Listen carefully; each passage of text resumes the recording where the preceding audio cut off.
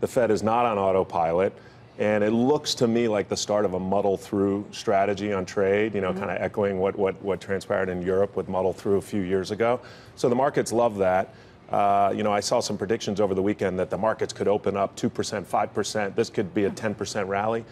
In reality, I think this is a nice reaction, and I think the market is generally saying, hey, let's see what happens 4 weeks from now, 6 weeks from now, 8 weeks from now, because we could still have some real economic issues if this goes south in February, March. Yeah, and also it seems like the magnitude of the move today is really just a measure of how defensively were people positioned beforehand. Exactly. Right? So you mentioned last week you had a big tension release with the Fed stuff, market up 5 or 6%. So. Yeah, and let's not lose sight. This is the first trading day of December. These are the highest asset prices in history for the first trading day of December here in the U.S. by a long ways. And the Dow this morning is a couple percent off its all-time high. I think 3%, maybe 4%. So things have been very good. They're currently very good. They're priced very well. There has been heightened volatility because people are nervous.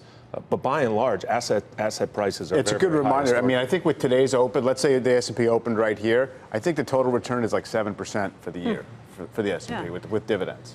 It doesn't feel like that. No, it doesn't. No, it doesn't. Right. Not given what we've seen, the turmoil and the volatility just the last 8 weeks or so.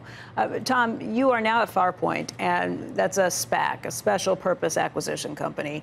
You've been telling us the last time you were here that this volatility has been great for you because you're in the market looking for companies for sale, and volatility scares people. Even more so in the 4 weeks since I saw you, Becky, because people have gotten more and more scared, and it's very correlated with the VIX. Now you see the VIX in the mid-20s.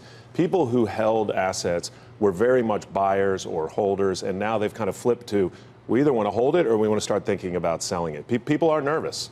I'm not sure they're entirely justified in why they're nervous. I actually feel really good about where we sit right now, but the opportunities that I'm seeing have increased dramatically just in the past 4 weeks. What industries are we talking? Is it across the board? For me, it's fintech. In general, though, I like that this rally is broad-based. Like, if you look at Friday, some of the companies that hit their all-time highs, Delta, Abbott, VMware. So you've got tech, you've got healthcare, you've got airlines. It's very, very broad-based. In my case, I'm only looking narrowly at financial technology. The idea that sellers are kind of a little more eager to get out there at this point, does that go away if we've now removed the two big issues that were facing the markets? One was the Fed continuing to raise pretty aggressively.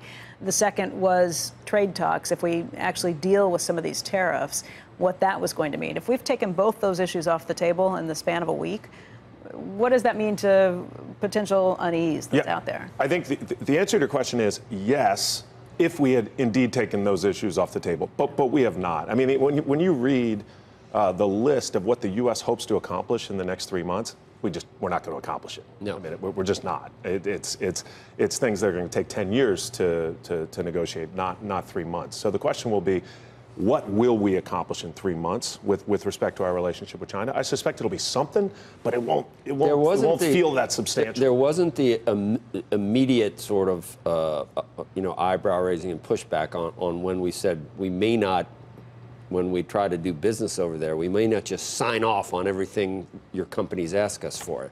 And supposedly that was a little bit of a thaw there because they're all state-owned, half of them, so they're not going to say, yeah, come on in without bringing us your technology, without letting us have a 50-50 stake. That's how are you going to get to that point? And is there a willingness for China to really change on that? That's one of those. Not until they have one of those 10 year. It's one of those 10-year things. Well, after they get through 2025 and 2030 plan, that's the question. Right. And things besides tariffs that they use to prevent us from, that are harder to measure. Yeah. I will say, Joe, you, Jim Cramer, you guys have been very supportive of the U.S.'s hardline strategy over the last 6 months with respect to China. I too have been supportive, but I've been nervous, frankly, about what the negative implications could be. It does feel to me that we have the upper hand.